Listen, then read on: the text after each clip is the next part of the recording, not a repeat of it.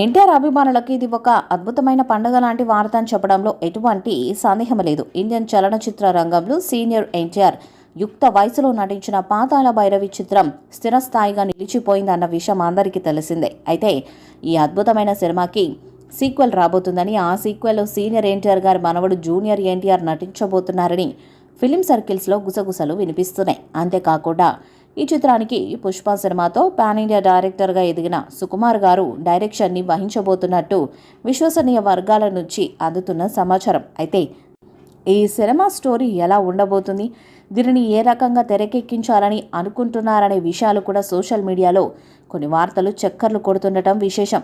ఆ విషయాలు ఏంటో తెలియాలంటే ఒకసారి పాతాళ భైరవి మూవీ ఫ్లాష్ బ్యాక్కి వెళ్లాల్సిందే.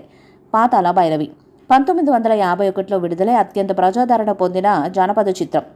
ఎన్టీఆర్ గారి యుక్త వయసు, ప్రతిభ, నేపాల మాంత్రికుడుగా ఎస్వి రంగారావు గారి నటన చాతుర్యము, కేవీ రెడ్డి దర్శకత్వం, పింగళి నరేంద్రరావు సంభాషణలు, ఘంటసాల పాటలు దీనిని చరిత్రలో చిరస్థాయిగా నిలిపాయి. అప్పటిలో 28 కేంద్రాల్లో శతదినోత్సవాన్ని పూర్తి చేసుకున్న సినిమా ఇది. తమిళంలో కూడా విడుదలైంది.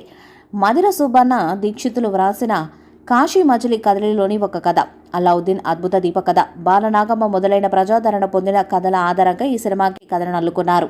ఉజ్జయిని రాజ్యంలో ఒక తోటలో పనిచేసే ముసలమ్మ కొడుకు తోటరాముడు అంటే ఎన్టీఆర్ సాహస కార్యాలంటే ఆసక్తి ఉన్న యువకుడు. అతని సహాయకుడు అంజుగాడు రాజకుమార్తె మాలతి అప్పుడప్పుడు ఆ ఉద్యానవనాన్ని సందర్శిస్తూ ఉంటుంది. తల్లికి తెలియకుండా దొంగచాటుగా మాలతిని చూసి ప్రేమలో పడతాడు తోటరాముడు.